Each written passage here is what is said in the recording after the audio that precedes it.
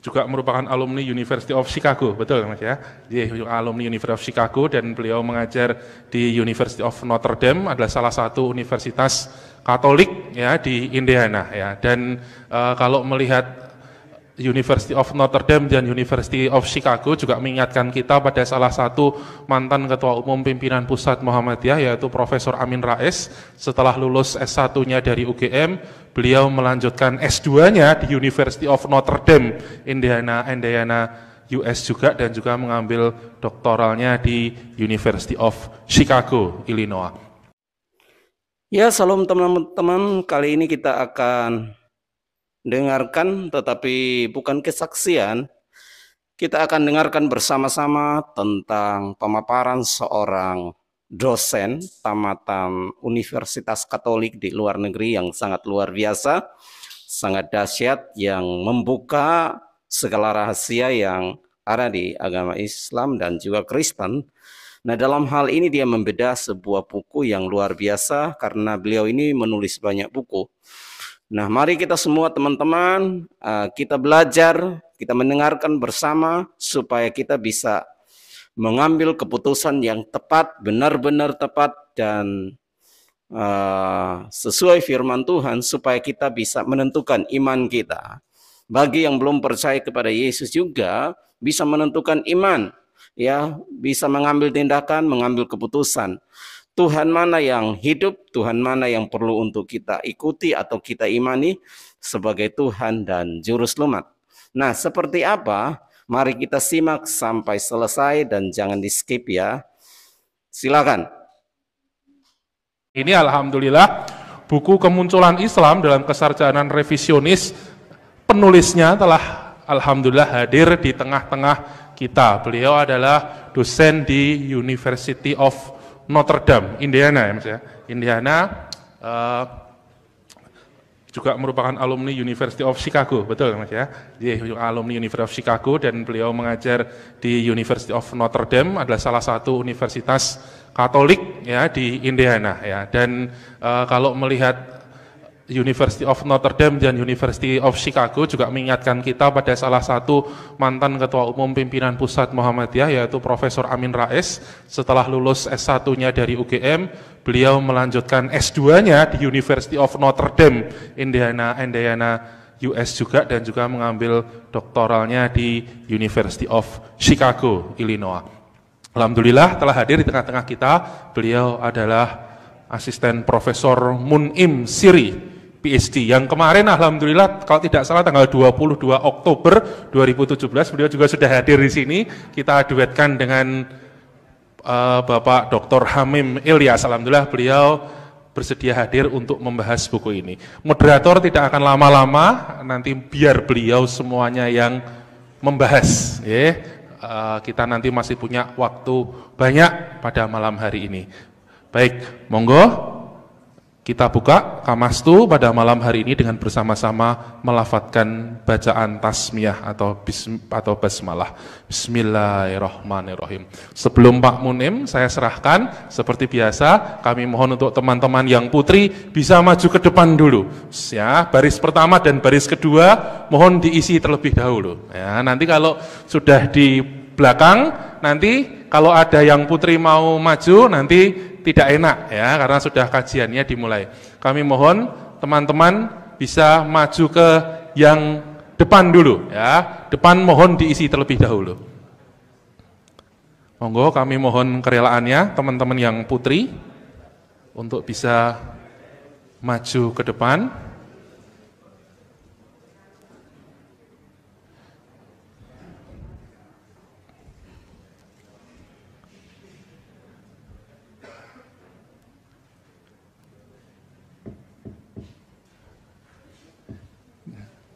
Baik, nanti teman-teman panitia kalau ada yang putri diarahkan untuk ke depan ya. Baik, monggo kepada yang kami hormati Ustadz Profesor Asisten Profesor Mun'im Siri, PhD, kami persilahkan.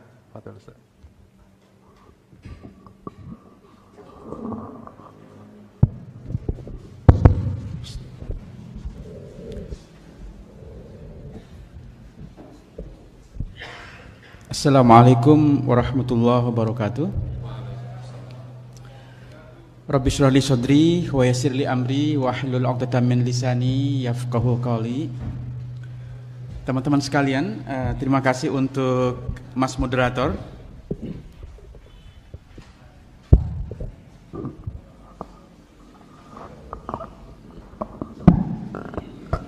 Ini untuk kedua kalinya saya hadir di sini dalam kurun yang kurang dari setengah tahun, dan ini mengindikasikan bahwa kemungkinan ada banyak fans saya di sini di kalangan anak-anak muda Muhammadiyah.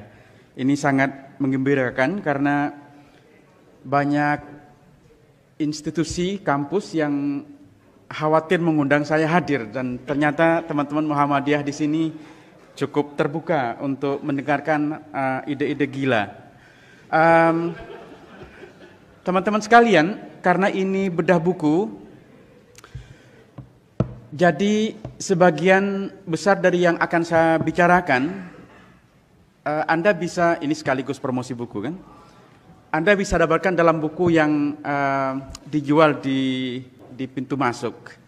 Tetapi saya ingin membagi tema diskusi saya itu dalam tiga hal. Pertama adalah secara sepintas saya akan diskusikan kenapa buku ini lahir. Dan yang kedua, saya juga perlu saya kira menjelaskan tentang apa itu kesarjanaan revisionis. Dan jika masih ada waktu, beberapa kasus akan saya diskusikan yang juga sebenarnya sudah didiskusikan dalam buku yang kita bedah pada malam ini. Untuk mengantisipasi argumen, sebenarnya tujuan pokok atau gagasan inti dari buku yang kita bedah pada malam ini adalah satu ikhtiar untuk apa yang kita sebut sebagai humanizing religion, memanusiakan agama. Itu sebenarnya gagasan inti dari buku ini. Humanizing religion atau memanusiakan agama itu tidak dalam arti untuk menekankan bahwa agama itu produk manusia, tetapi lebih kepada bahwa agama lahir dalam tataran sejarah manusia dan harus dipahami demikian. Nah, itu yang sebenarnya kemudian melatar belakangi lahirnya buku ini. Karena dalam berbagai kesempatan saya selalu mendengar klaim-klaim yang ingin menjadikan Islam itu sebagai sesuatu yang spesial, sebagai sesuatu yang unik, yang tidak seperti agama-agama lain. Ya. Nah, buku ini ingin meletakkan Islam seperti halnya agama-agama lain. Itu sebenarnya intinya. Jadi kalau Anda paham ini, semua gagasan yang akan kita diskusikan itu akan mudah dipaham. Bahwa buku ini mencoba untuk melihat Islam seperti halnya agama-agama lain. Semua agama itu lahir secara gradual. Agama Yahudi, kalau Anda yakin bahwa agama Yahudi itu berasal dari ajaran yang dibawa oleh Nabi Musa, agama Yahudi yang kita saksikan sekarang itu disebut dengan Rabbinic Judaism, atau Yahudinya para rabai. Dan karena itu formasi atau terbentuknya agama Yahudi itu membutuhkan ribuan tahun dari sejak Nabi Musa diutus sebagai utusan Allah. Demikian juga agama Kristen. Formasi atau terbentuknya agama Kristen itu juga membutuhkan waktu yang sangat lama. Jadi doktrin tentang Trinitas atau watak Yesus itu masih diperdebatkan pada abad keempat. Seperti Anda tahu, konsili yang merumuskan Trinitas atau watak Yesus itu disebut dengan konsili Nisia, yang dilakukan pada tahun 325, yang kemudian menjadi doktrin inti dari ajaran Kristen. Karena itu sebelum ada Trinitas sebenarnya tidak ada Kristen. Atau untuk lebih safe, kita bisa katakan bahwa ketika Yesus ada, belum ada Kristen. Jadi terbentuknya agama Kristen seperti yang kita lihat sekarang itu membutuhkan lebih dari 300 tahun. Semua agama, proses formasi membutuhkan waktu yang lama. Agama Hindu, agama Buddha juga terjadi hal yang sama. Bahkan agama Protestan yang lahir pada abad ke-16, proses formasinya juga membutuhkan waktu yang lama. Dan semua agama yang saya sebutkan tadi itu biasanya muncul setelah the founding fathers-nya tiada. Agama Yahudi muncul jauh setelah Nabi Musa. Agama Kristen muncul jauh setelah Isa. Agama Protestan muncul jauh setelah Martin Luther. Agama Buddha muncul jauh setelah Gautama. Nah, pertanyaan yang perlu kita renungkan adalah, apakah Islam itu unik? Apakah Islam itu pengecualian? Itu yang melatari, jadi pertanyaan itu yang melatari kenapa saya menulis buku ini. Dengan melihat sumber-sumber, bukan hanya sumber yang ditulis oleh orang-orang Muslim, tetapi juga sumber yang kita biasanya dalam kesarjanaan barat disebut dengan external sources. Sumber-sumber yang ditulis oleh non-Muslim yang merespon kehadiran Islam pada periode awal. Termasuk juga data-data baik itu prasasti, batu tulis, ataupun data-data numismatik atau koin-koin yang terbitkan pada awal kemunculan Islam.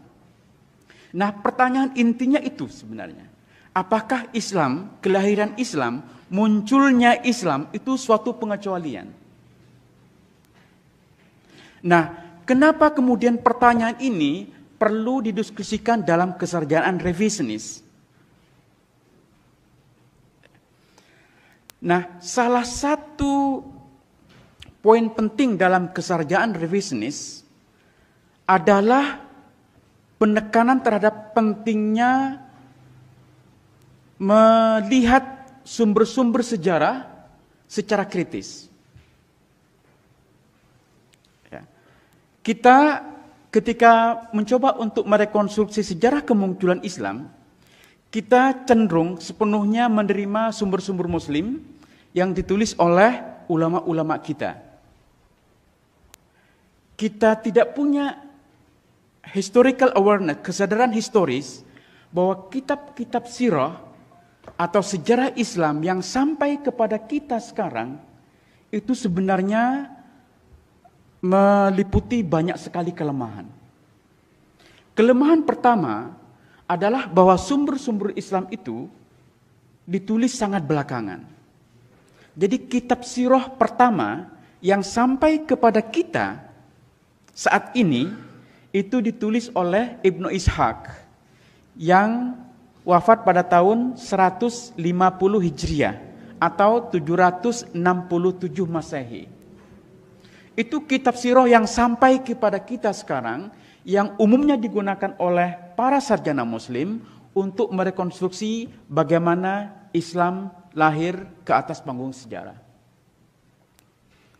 Nah, bagi kesarjanaan revisionis, jadi kata revisionis itu berasal dari kata revisi, merevisi, artinya memikirkan ulang asumsi-asumsi dan kesimpulan-kesimpulan lama dengan mengkritisi sumber-sumber yang dijadikan sebagai dasar untuk mendiskusikan kelahiran Islam. Nanti saya akan diskusikan bagaimana kesarjanaan revisionis itu muncul. Tapi perlu kita renungkan bahwa salah satu dari ciri kesarjanaan revisionis adalah pandangannya yang kritis terhadap sumber-sumber sejarah. Karena perlu kita sadari sumber sejarah atau buku-buku yang ditulis untuk merekonstruksi Islam itu ditulis jauh setelah Rasulullah wafat. Jadi buku pertama seperti yang saya sebutkan tadi yang sampai kepada kita sekarang itu ditulis lebih dari 100 tahun setelah Rasulullah wafat. Ya, Anda sekarang bisa mikir, seberapa percaya kita, seberapa confident kita bahwa informasi yang dikandung dalam sumber-sumber atau kitab-kitab Muslim itu akurat secara historis. Padahal sumber-sumber itu ditulis jauh setelah Rasulullah wafat. Ya. Jangankan menceritakan figur yang sangat penting, yang gampang dimutoskan. Saya sendiri, sebenarnya saya tidak tahu kapan saya lahir. Ya. Jadi tanggal lahir yang ada di KTP, itu adalah tanggal lahir yang dibuat oleh guru saya. Jadi almarhum ibu saya pernah cerita bahwa saya lahir pada hari Kamis pagi. Tetapi ketika saya tanya tanggal berapa saya lahir, tidak ada satupun yang bisa memastikan kapan saya lahir. Yang ibu ingat bahwa ketika saya lahir, beliau menulis atau ada orang yang menulis tanggal lahir saya itu di pintu rumah. Nah, pintu rumahnya sudah renovasi. Jadi tanggal lahir yang ada di ijazah, di KTP dan paspor saya, itu sebenarnya bukan tanggal lahir kapan saya sebenarnya lahir.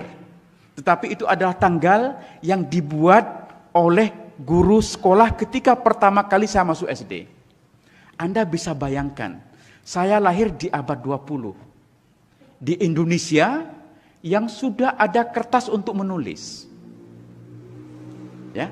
Anda bisa bayangkan Rasulullah itu lahir di abad ke-7 di wilayah yang orang menyepakati sebagai daerah yang terisolasi, yang tidak terbiasa dengan tulis menulis.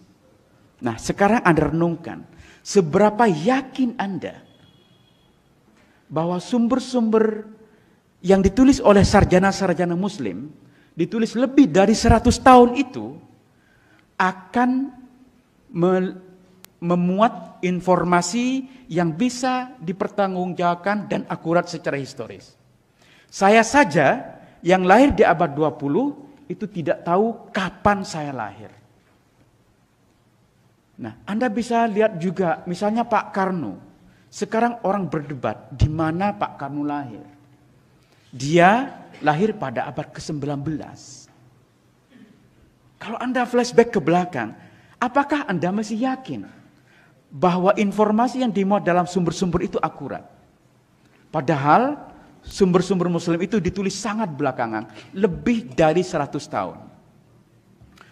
Mungkin kita yang menganut pandangan tradisional akan berargumen bahwa betul sumber-sumber itu ditulis sangat belakangan.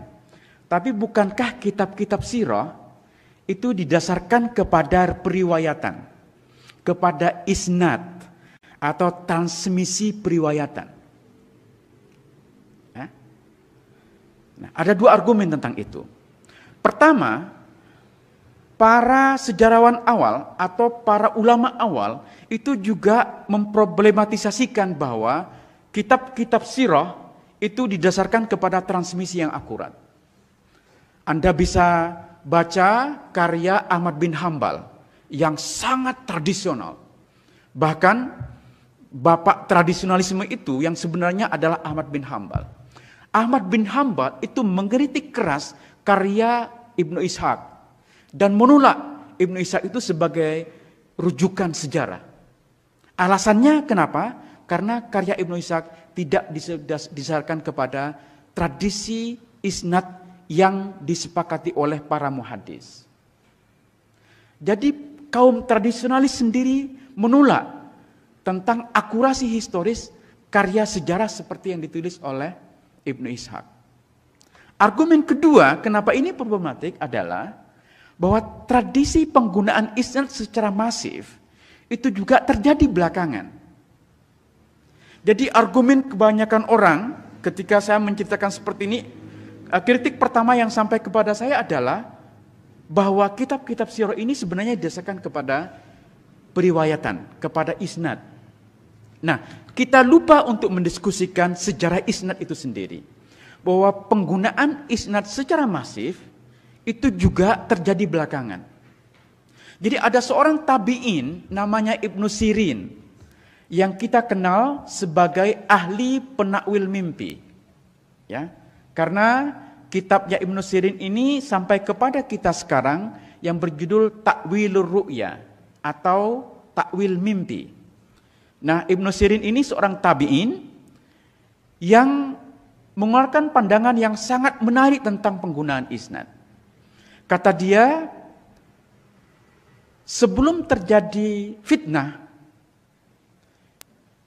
baik fitnah pertama atau fitnah kedua, Anda tahu fitnah pertama terjadi kapan? Terjadi pada periode Ali dan Muawiyah. Kemudian terjadi fitnah kedua, ya, pada pemerintahan Umayyah.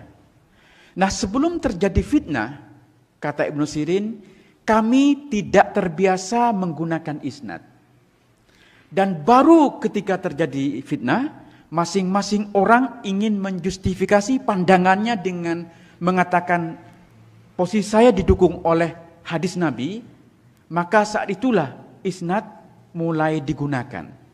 Ini menunjukkan bahwa penggunaan isnad itu juga terjadi belakangan. Dan ini diafirmasi oleh kitab-kitab yang sampai kepada kita sekarang. Jadi kalau Anda membaca kitab tafsir misalnya, tafsir paling awal yang sampai kepada kita sekarang itu ditulis oleh Muqatil bin Sulaiman. Yang sekarang sudah terbit berjudul Tafsir Muqatil bin Sulaiman. Muqatil bin Sulaiman ini wafat tahun 150. Sama dengan 767 Masehi. Jadi pada abad kedua, inilah tafsir paling awal yang sampai kepada kita sekarang. Kita tidak punya tafsir lebih awal dari ini. Nah, kalau Anda membaca tafsir Muqatil bin Sulaiman, Anda tidak akan temukan penggunaan isnad di sana. Tetapi kalau Anda membaca buku-buku belakangan seperti karya Tobari, Anda baru akan menemukan haddasana, an dan seterusnya. Jadi penggunaan isnad sendiri secara masif itu terjadi belakangan. Saya tidak mengatakan bahwa isnad sama sekali tidak dikenal di Arabia. Yang saya katakan adalah penggunaan isnad dalam tradisi Islam secara masif itu terjadi belakangan. Nah, ini menguatkan apa yang saya katakan tadi. Kenapa kitab-kitab yang ditulis oleh sarjana-sarjana muslim awal itu perlu disikapi secara kritis dan tidak diterima apa adanya. Itu satu.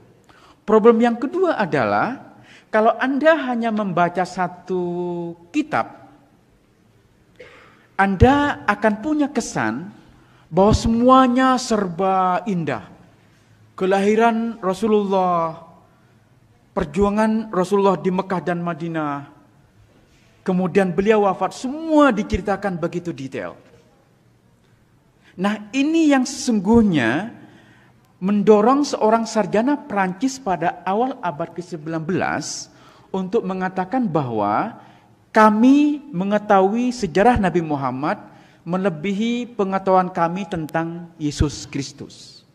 Karena bagi dia, kelahiran Islam itu berada dalam sinaran sejarah yang terang benderang. Tapi itu terjadi pada awal abad ke-18 ketika karya Ibnu Ishaq baru diterjemahkan ke dalam bahasa Prancis. Seorang yang mengatakan, yang punya pendapat ini adalah Ernest Renan, ya, seorang sarjana Prancis yang sangat terkenal, yang kemudian pandangannya menjadi sangat paradigmatik di Barat, yang ingin mengatakan bahwa Islam harus diperlakukan sebagai agama yang unik, berbeda dengan agama-agama lain. Tetapi ketika buku-buku lain juga mulai diterbitkan dan dapat kita akses, kita baru menyadari ternyata banyak terjadi kontradiksi. Ini problem kedua. Ya, bahwa sumber-sumber Muslim mengandung banyak kontradiksi tentang sejarah Nabi Muhammad sendiri. Ya. Kalau Anda misalnya membaca tentang untuk menjadikan ini poin lebih jelas, kalau Anda membaca tentang kisah yang kita sebut sebagai mukjizat awal Nabi. Ya, kalau Anda baca kitab yang berjudul Dalail An-Nubuwah atau dalil-dalil kenabian, yang misalnya ditulis oleh Al-Baihaqi, ya, Al-Baihaqi itu menulis kitab Dalail An-Nubuwah, dalil-dalil kenabian, maka akan Anda temukan banyak sekali mukjizat-mukjizat Nabi. Nah, saya ingin menceritakan satu mukjizat yang paling awal saja untuk menjadikan poin ini jelas. Disebutkan bahwa ketika Nabi masih kecil, beliau diasuh oleh Halimah. Dan suatu saat, Halimah ini kehilangan Nabi. Dan dia menemukan Nabi sedang dibelah dadanya dan dikeluarkan nokta. Ini Anda tahu semua kisah ini, bahwa ketika kecil Nabi dibelah dadanya dan dibuang nokta hitamnya, kemudian ditutup setelah dibersihkan dengan air salju. Mana ada di Arab air salju, ya kan? Ditutup oleh yang dalam bahasa Al-Baihaqi khatamun minan nur, cincin dari cahaya. Nah, kalau Anda hanya membaca satu kitab, Anda akan punya kesan, oh memang terjadi mukjizat itu. Tapi kalau Anda baca kitab-kitab lain, Anda baru akan melihat banyak kontradiksi. Bukan hanya kapan peristiwa ini terjadi, tapi juga bagaimana peristiwanya terjadi. Ya. Kalau Anda baca kitab-kitab yang tulis agak belakangan, Anda akan temukan kisah yang lebih dramatis. Jadi kalau kitab-kitab awal hanya menceritakan ada 2 orang berjubah hitam membelah dada Nabi. Tapi kalau Anda baca buku-buku belakangan, Anda akan mendapatkan kisah yang dramatis. Yang membelah itu bukan orang yang berjubah putih, tetapi burung yang membelah dada Nabi dengan dengan sayapnya. Itu kan dramatis sekali. Ya. Nah, di kalangan para muhaddisin, kisah ini sebagian besar ditolak. Karena para muhaddisin menolak anggapan bahwa ada nukta hitam di dalam dada Nabi. Karena nukta hitam itu biasanya diartikan sebagai kemusyrikan. Karena itu kemusyrikan itu diambil dari dada Nabi, kemudian dibersihkan dengan air salju dan ditutup dengan cincin dari cahaya. Para muhaddisin umumnya menolak karena tidak mungkin Nabi yang suci itu akan ada di dalamnya nukta hitam. Anda mulai lihat bahwa sumber-sumber Muslim sendiri itu mengandung banyak sekali kontradiksi. Ya. Kapan ini terjadi? Ada yang mengatakan ini terjadi ketika Nabi masih kecil. Sumber-sumber lainnya mengatakan peristiwa pembalahan dada Nabi tidak terjadi ketika Nabi masih kecil, tetapi sebelum Isra Mi'raj. Itu terjadi di sekitar Ka'bah dan dicuci dengan air Zam-Zam. Anda baru sadar, semakin banyak Anda membaca kitab-kitab sirah, kitab-kitab sejarah Islam, semakin Anda menyadari bahwa sumber-sumber Muslim itu mengandung banyak kontradiksi. Ini problem kedua. Bagi seorang historian, bagi seorang sejarawan, problem kontradiksi ini serius. Pertanyaannya adalah, dari berbagai versi itu, mana yang benar? Ya. Ada 2 kemungkinan jawaban. Satu di antara versi-versi itu yang benar, atau semuanya tidak benar. Ya. Nah, apa yang sesungguhnya terjadi adalah bahwa kitab-kitab sirah ini, kitab-kitab sejarah ini sebenarnya tidak menceritakan apa yang sebenarnya terjadi, tetapi apa yang diinginkan oleh penulis atau diyakini oleh penulis supaya para pembacanya meyakini. Jadi ada 2 hal yang harus kita bedakan. What has happened, itu namanya sejarah, itu namanya fakta, itu namanya data. What has happened, apa yang memang terjadi. Ya, itu fakta, itu informasi yang faktual. Tetapi yang kedua adalah apa yang diinginkan oleh penulis supaya pembacanya yakin itu yang terjadi. Nah, yang kedua biasanya disebut dengan salvation history, sejarah keselamatan. Sejarah yang dibuat untuk glorifikasi seorang yang menjadi idola. Nah, sumber-sumber yang kita punya, kitab-kitab yang ditulis oleh sarjana-sarjana muslim, umumnya masuk dalam kategori yang kedua, yang disebut dengan sejarah keselamatan atau salvation history. Bukan sejarah tentang what has happened. Sudah jelas? Nah, jadi poin saya adalah kalau kita menggunakan perspektif revisionis, kita diajak untuk menyikapi sumber-sumber muslim ini secara lebih kritis. Nah, supaya saya tidak terlalu lama dan kita punya waktu untuk berdiskusi, maka pertanyaan lanjutannya adalah, kalau kita mengkritisi sumber-sumber historis yang kita punya, lalu gambaran kemunculan Islam itu seperti apa? Ya.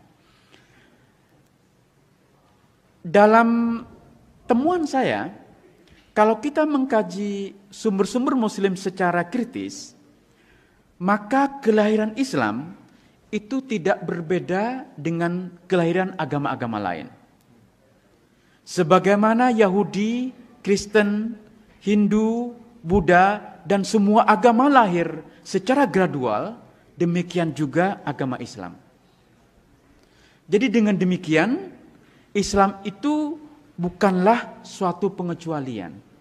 Islam itu sama dengan agama-agama lain yang lahir, tumbuh, berkembang, dan kemudian mengalami fiksasi, mengalami ortodoksi, dan membutuhkan waktu yang cukup panjang. Setelah tokoh utamanya wafat. Ini memang agak kontroversial, mungkin bukan agak, untuk mengatakan bahwa tidak ada Islam sejak zaman Nabi. Karena kalau Anda misalnya menggunakan Al-Quran sebagai sumber yang paling awal, yang lahir sezaman dengan lahirnya Islam. Kalau Anda menggunakan Al-Quran, Anda tidak akan yakin bahwa kata Islam dalam Al-Quran itu digunakan sebagai nama agama yang dibawa oleh Nabi Muhammad. Jadi ada 3 kata Islam dalam Al-Quran yang dikaitkan dengan kata din. Ya, yang pertama adalah innad dina indallahil Islam itu. Yang kedua adalah waman yabtaghi ghairal islami dinan, lagi-lagi dengan din. Yang ketiga adalah al-yauma akmaltu lakum dinakum wa raditu lakumul islam dinan. Ya. Dari ketiga ayat di mana kata Islam dikaitkan dengan din yang seringkali kita terjemahkan sebagai agama, itu tidak satu pun yang mengaitkan kata Islam sebagai agama yang dibawa oleh Nabi Muhammad. Ya, tidak satu pun yang mengaitkan Islam sebagai agama, nama agama yang dibawa oleh Nabi Muhammad. Dan itu bisa kita pahami kenapa kata muslimun sebagai subjek dari Islam itu bersifat generik. Mudah-mudahan bukan ada yang marah. Enggak, saya kira yang marah ini apa angin. Karena itu kata muslimun, jadi semua nabi-nabi terdahulu dalam Al-Quran itu disebut sebagai wa nahnu minal muslimin. Ya. Jadi kata muslimun dalam Al-Quran itu tidak pernah digunakan secara eksklusif sebagai pengikut Nabi Muhammad. Ya. Bahkan Al-Quran itu sepertinya lebih concern tentang keimanan. Dan karena itu kata iman, kata amanah, kata mukmin itu lebih banyak digunakan di dalam Al-Quran daripada kata Islam, aslama atau muslimun. Jadi kata aslama itu digunakan kurang dari 100 kali dalam Al-Quran. Jadi kata Islam dan berbagai derivatifnya itu digunakan kurang dari 100 kali dalam Al-Quran. Sementara kata amana, mu'minun, amanu, yu'minuna itu digunakan hampir 1000 kali dalam Al-Quran. Artinya adalah bahwa concern Al-Quran itu adalah tentang keimanan.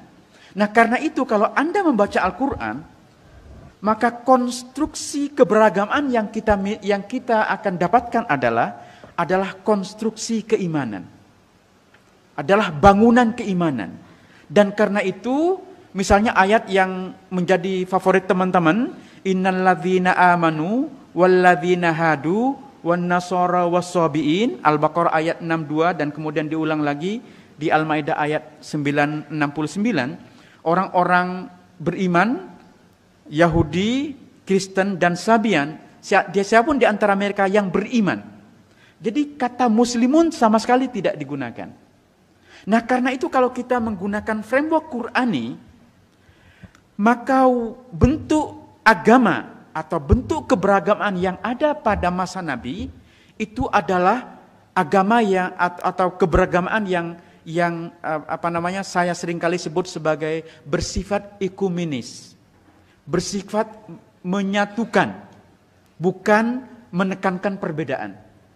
Jadi komunitas orang-orang beriman adalah mereka yang menekankan dua hal itu.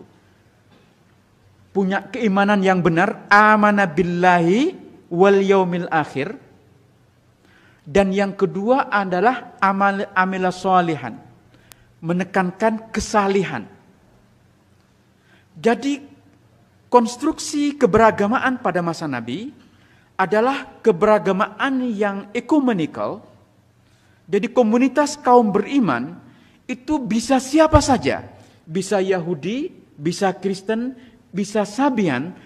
Sepanjang mereka menekankan pada dua hal, yaitu amana billah wal yaumil akhir dan wa amila sholihan, dan beramal soleh, maka mereka berada di bawah payung yang disebut dengan komunitas kaum beriman. Dan karena itu, kalau Anda meyakini bahwa Piagam Madinah itu adalah dokumen paling awal yang kita miliki, Anda semoga tidak kaget untuk mengetahui bahwa dalam Piagam Madinah tidak pernah disebut kata muslim. Yang disebut adalah lagi-lagi kata mukminun. Jadi kalau kita menggunakan sumber-sumber awal, Al-Quran dan Misakul Madinah, Piagam Madinah, maka kata muslimun itu tidak digunakan sebagai kelompok atau entitas kelompok tertentu yang mengikuti ajaran Nabi Muhammad. Jadi yang disebut atau sebutan identitas mereka yang mengimani Al-Quran adalah alladzina amanu, the community of believers, kaum beriman. Nah, ini salah satu kesimpulan menarik dari kesarjanaan revisionis, bahwa komunitas Nabi Muhammad yang awal itu sebenarnya komunitas yang sangat toleran, yang mengayomi, yang bersifat ekumenikal. Baru belakangan kemudian terjadi penyekatan keagamaan, menjadi apa yang bisa kita sebut sebagai konversi identitas konfesional, identitas pengakuan bahwa saya tergolong kepada satu agama tertentu. Ya. Nah, seberapa lama proses yang diperlukan ya, dari ajaran yang bersifat ekumenikal ini menjadi Islam seperti yang kita lihat sekarang. Orang bisa berdebat berapa lama dibutuhkan. Tetapi yang saya kira sulit untuk dipatahkan adalah argumen bahwa kelahiran Islam itu sebenarnya terjadi secara gradual. Nah, untuk membuktikan ini, dalam buku yang kita bedah, itu saya coba mendiskusikan beberapa kasus. Pertama adalah kasus formasi Al-Quran atau terbentuknya Al-Quran seperti yang kita lihat sekarang. Itu contoh pertama. Contoh atau kasus kedua adalah tentang deskripsi figur Nabi Muhammad. Jadi saya mencoba untuk mendiskusikan Nabi Muhammad yang historis dan Nabi Muhammad yang mitos kali ya. Ya mungkin Nabi Muhammad yang mitos. Ya. Yang ketiga adalah bagaimana Islam itu terbentuk karena pengaruh dari ekspansi kekuasaan. Nah, kalau pandangan tradisional cenderung menganggap bahwa ekspansi kekuasaan atau futuhat atau the conquest kata orang Barat itu sebagai dampak dari Islam yang sudah lengkap, maka buku ini berargumen sebaliknya. Justru formasi Islam terjadi karena pengaruh dari perluasan kekuasaan. Nah, saya mungkin tidak akan bisa mendiskusikan ketiga contoh kasus itu, tapi mungkin dua kasus atau satu kasus yang pertama akan saya diskusikan agak detail. Kita masih punya waktu. Ya, nggak apa-apa. Jadi bisa sampai pagi. Sama. Baik. Bisa maksimal ceritanya. Oke. Mari kita diskusikan tentang sejarah teks Al-Quran. Lagi-lagi, ya kita cenderung menganggap sejarah teks Al-Quran itu sebagai sesuatu yang unik, sesuatu yang berbeda dibandingkan kitab suci agama-agama lain. Karena semua kitab suci agama lain itu formasi dan kanonisasinya menjadi seperti yang kita lihat sekarang itu terjadi dalam waktu yang panjang. Ya, kitab Taurat yang kita sebut sebagai the Hebrew Bible, kitab Ibrani itu membutuhkan ribuan tahun dari sejak Nabi Musa. Kitab New Testament atau keseluruhan the Bible, Alkitab. Jadi pada tahun 200 sekian Alexandria itu masih atau orang pertama yang mengusulkan daftar isinya yang kita sebut sebagai Alkitab sekarang. Artinya proses kanonisasi Alkitab itu membutuhkan lebih dari 200 tahun. Demikian juga kitab agama lain. Vedas menjadi kitab seperti yang kita lihat sekarang itu baru terjadi abad ke-18. Ketika Vedas, ya kitabnya orang Hindu itu dikumpulkan oleh Max Muller, seorang yang dikenal sebagai the fathers of religious studies. Itu menarik sekali. Justru yang mengumpulkan kitabnya orang Hindu itu orang Barat, itu penjajah. Yang sekarang kita kenal sebagai kitabnya orang Hindu. Jadi semua kitab suci, ya, proses kanonisasinya menjadi kanon kitab standar itu terjadi membutuhkan ratusan dan ribuan tahun. Nah, apakah Al-Quran itu suatu pengecualian? Seberapa yakin kita bahwa Al-Quran teksnya sudah fix seperti yang kita lihat sekarang itu pada periode Abu Bakar dan Utsman bin Affan. Kita sangat meyakini memang bahwa kitab Al-Quran yang sampai kepada kita sekarang itu diproduksi pada periode Utsman bin Affan. Ya, itu keyakinan kita. Ya, kalau Anda lihat Quran yang ada di depan kita ini, kita yakini ini adalah kitab yang sama yang diproduksi pada periode Utsman bin Affan. Ya. Jangan salah, kitab yang ada, Al-Quran yang ada di depan kita itu diproduksi tahun 1924 di Kairo. Ya, belakangan sekali. Jadi kitab Quran standar yang ada di mana-mana, termasuk yang di depan kita sekarang, itu adalah produk dari komite yang dibuat oleh Menteri Dalam Negeri di Mesir dan terbit pertama kali tahun 1924. Dan kenapa kemudian lahir menjadi kitab standar? Karena waktu itu, seperti halnya sekarang, Mesir itu menjadi kiblat orang-orang yang ingin mencari ilmu dari berbagai negara. Nah, para mahasiswa yang datang ke Mesir, itu umumnya membawa Qur'annya sendiri-sendiri. Ada yang membawa dari Yaman, ada yang membawa dari Turki, dari Jakarta, dari Indonesia, dan dalam banyak edisi ada perbedaan-perbedaan. Ya, kan terutama di Yaman, di Maroko, mereka membaca Quran dengan cara berbeda dengan kita. Itu harus kita tahu, ya. Dan kita juga tahu bahwa minimal ada 7 bacaan Quran yang dibenarkan. Jadi ketika Al-Quran versi tertentu dari yang diterbitkan oleh satu negara berbeda, bukan salah. Karena mereka menuliskan itu sesuai dengan bacaan yang mereka ikuti. Bacaan yang umumnya diikuti oleh kita di Indonesia itu bacaan Asim. Ya. Nah, di negara-negara lain mereka menggunakan bacaan yang berbeda.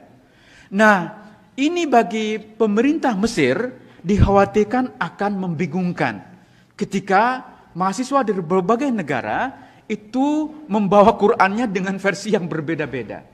Maka kemudian dibentuklah satu komite untuk menyatukan versi Al-Quran. Setelah melalui berbagai perdebatan, karena banyak yang tidak setuju, termasuk juga untuk mencetak Al-Quran, karena khawatir bahannya najis katanya. Ya, apalagi mesinnya dibuat oleh orang kafir. Ya, jadi banyak yang tidak setuju bahwa Al-Quran itu akan dicetak. Tetapi walaupun ada banyak penolakan, komite yang dibentuk oleh Kementerian Dalam Negeri di Mesir berhasil menerbitkan pertama kali tahun 1924. Karena sokongan rial Saudi Arabia yang luar biasa, maka kemudian dengan sponsor uang Saudi, Al-Quran yang diterbitkan tahun 24 itulah yang kemudian disebar ke seluruh dunia, termasuk yang kita miliki di Indonesia sekarang. Jadi Al-Quran standar yang kita miliki itu produk tahun 1924. Ya. Nah, oke, sudah. Tapi kan bukankah di depannya ditulis Rosem Osmani? Ya. Setiap Quran biasanya dipakai artikel Rosem Osmani. Artinya ini naskah berasal dari Utsman. Itu kan yang kita yakini. Oke, baik. Tapi apakah benar Al-Quran yang kita memang ini sensitif ya? Saya sebenarnya takut ngomong Quran itu. Iya, atau kita skip Qurannya, karena ini kitab suci yang paling sensitif kita omongin. Ntar saya dibilang ini kok mengkritik Al-Quran. Saya tidak mengkritik Al-Qurannya ya. Ini harus Anda pahami. Yang saya persoalkan itu adalah sejarahnya, sejarah teks. Pemahaman historis kita tentang bagaimana Al-Quran ini terbentuk. Jadi jangan salah, nanti ada yang ngutip, ini katanya orang lahir di barat, ngajar di barat mengkritik Al-Quran. Tidak benar, saya tidak mengkritik Al-Quran. Yang saya persoalkan adalah pemahaman historis kita tentang bagaimana Al-Quran sampai kepada kita sekarang. Itu yang menjadi concern saya. Ya. Jadi seperti halnya kitab-kitab suci agama lain, Al-Quran pun sebenarnya formasinya atau kanonisasinya menjadi kitab yang ada sekarang itu terjadi secara gradual. Nah, dari mana ini bisa kita ketahui? Saya tidak ingin mendiskusikan kesarjanaan Barat, karena dalam kesarjanaan Barat Anda bisa sebut banyak sekali teori tentang ini. Misalnya ada sarjana yang namanya John Wansbrough. Nah, supaya ini ya fair kan, saya menyebut ulama-ulama Muslim tadi ya kan, Ibnu Ishaq. Sekarang saya boleh nyebut orang Barat, ya, nggak akan banyak, jangan khawatir. John Wansbrough ini sarjana Inggris yang sangat berpengaruh, walaupun karyanya sulit dibaca. Dia ini menulis 2 karya besar. Yang pertama disebut berjudul Quranic Studies, terbit tahun 1977. Yang kedua itu berjudul The Sectarian Milieu, terbit 1 tahun setelahnya, yaitu tahun 1978. Ini adalah karya besar dari seorang yang sekarang dikenal sebagai bapaknya atau nabinya kaum revisionis. namanya John Wansbrough. Bukan Mas Bro ya. John Wansbrough. Ini sekarang dikenal sebagai nabinya sarjana-sarjana revisionis. Bukan berarti sebelum John Wansbrough itu tidak ada kesarjanaan yang kritis terhadap sumber-sumber Islam.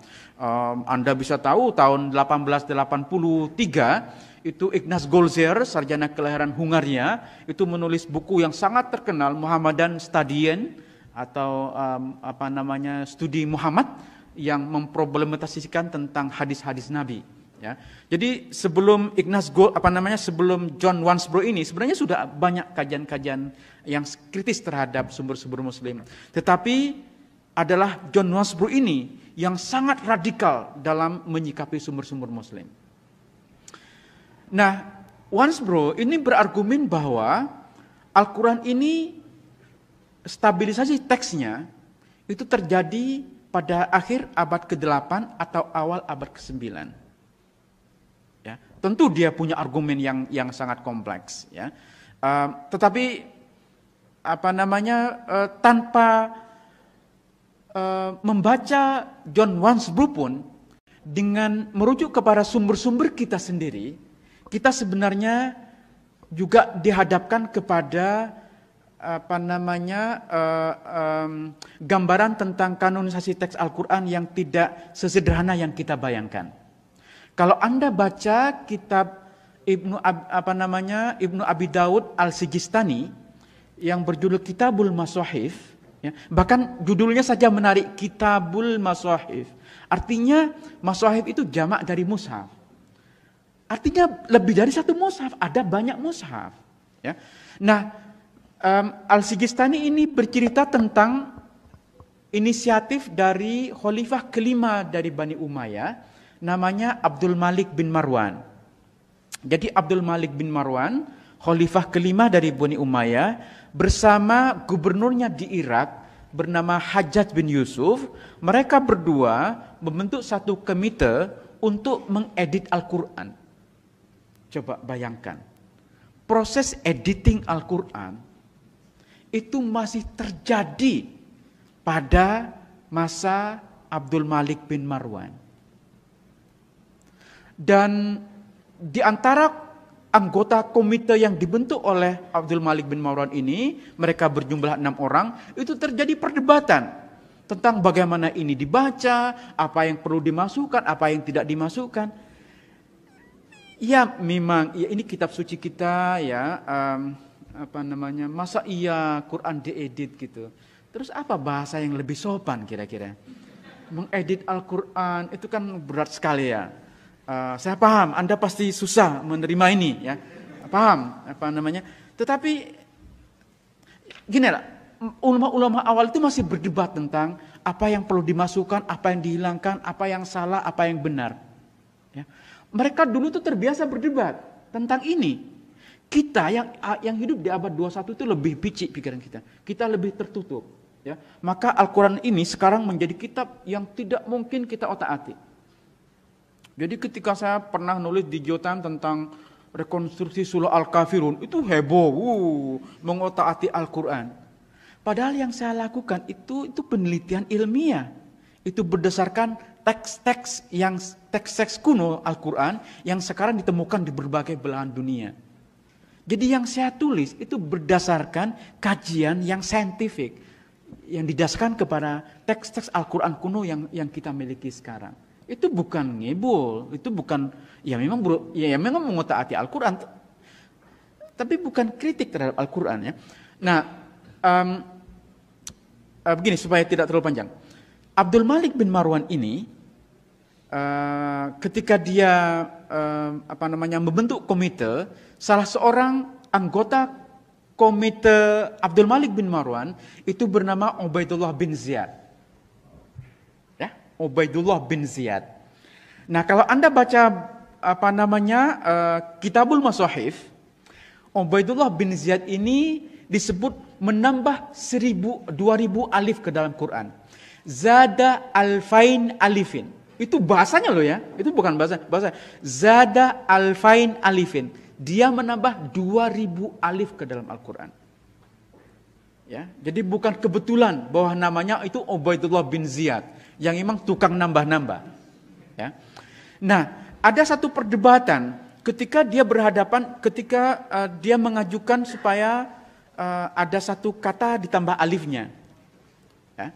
Nah, dia berdebat dengan Hajjaj bin Yusuf yang gubernur Irak, ya, tentang cara membaca surat Al-Mu'minun. Ayat 86, kalau Anda baca punya Quran, 86, 87, 88, itu ada ayat berbunyi begini. Qul man rabbus samawati sab'i wal arsyil azim. Sayaquluna lillahi.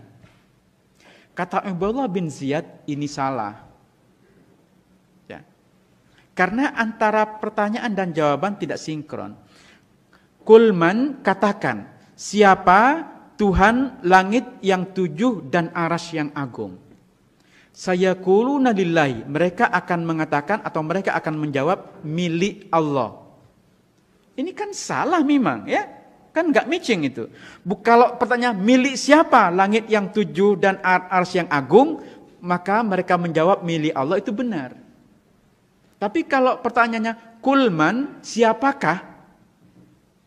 Jawabannya seharusnya bukan lillahi.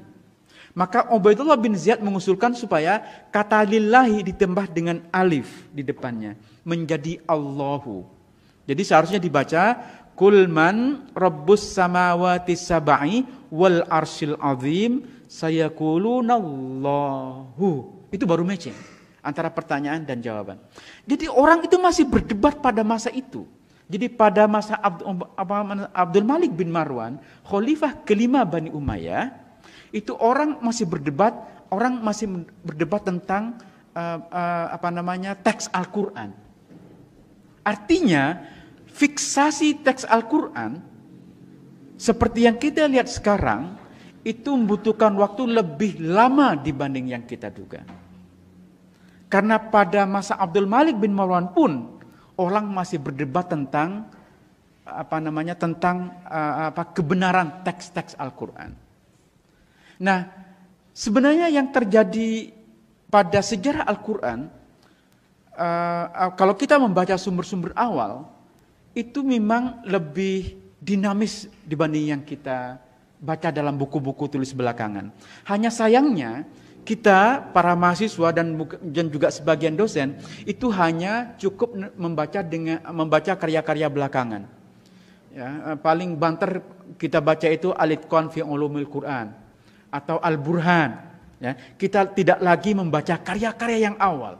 Padahal kalau kita baca karya-karya yang awal, kita akan menikmati dinamika perdebatan ulama-ulama kita terdahulu tentang sejarah teks Al-Quran ini. Dulu ulama-ulama kita itu sangat terbuka untuk memperdebatkan teks Al-Quran.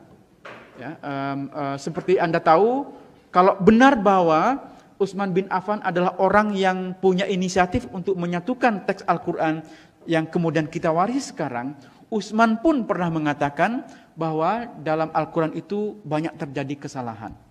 Tetapi kata Utsman, kita ini orang-orang Arab, kita tahu cara membacanya, walaupun itu penulisannya salah. Aisyah, istri Nabi, ini Anda bisa baca dalam Al-Itqan fi Ulumil Quran. Aisyah, istri baginda Nabi, juga pernah mengatakan bahwa ada penulisan ayat-ayat Quran yang salah karena penulisnya ngantuk. Karena penulisnya ngantuk. Ya. Jadi dulu ulama-ulama kita tuh sangat terbuka untuk berdebat. Jadi kita yang hidup di abad 21 ini justru lebih tertutup untuk membicarakan kembali Al-Quran. Saya kira saya terlalu panjang lebar berbicara dan dorongan dari buku ini memang untuk membuka kembali hal-hal yang oleh sebagian kita meminjam istilahnya arkun itu sudah kita asumsikan sebagai unthought atau unthinkable. Demikian, nanti kita bisa lanjutkan dengan diskusi. Assalamualaikum warahmatullahi wabarakatuh. Ya, penjelasan yang sangat jelas. Tentunya teman-teman bisa merenungkan apa yang telah disampaikan. Kita punya Tuhan yang hebat, kita punya Tuhan yang hidup, tetapi dari pemaparan ini juga kita bisa belajar, semua orang bisa belajar untuk menentukan iman percaya kepada iman percaya dengan betul dan benar, dengan tepat, ya, sehingga tidak ada yang tersesat. Tetapi tentunya orang mendapatkan keselamatan di akhirat, ya, itu yang terpenting. Tetapi bagi iman Kristen kita bersyukur bahwa Yesus telah menyelamatkan kita, dia memberikan pengharapan besar kepada kita dengan cara dia datang ke dalam dunia, ya, dia dari sorga turun ke dunia dan kemudian kembali ke sorga. Jadi dia yang tahu sorga, dia mengajak kita pada akhirnya kita akan kembali ke sorga. Ya, karena dia adalah jalan kebenaran dan kehidupan, tidak ada seorang pun yang datang kepada Bapa atau masuk sorga kalau tidak melalui Tuhan Yesus Kristus. Nah, untuk itu teman-teman jangan lupa untuk dukung channel kami dengan like, komen, dan subscribe. Juga kita terus berdoa dan membagikan video-video kesaksian-kesaksian para murtadin untuk menguatkan mereka yang murtad dan juga membuat mereka yang belum mengungkapkan iman baru mereka di dalam Yesus berani untuk menyampaikan hal itu tanpa rasa takut dan khawatir. Tuhan Yesus memberkati kita semua. Sampai lagi kita jumpa di video-video berikutnya. Amin.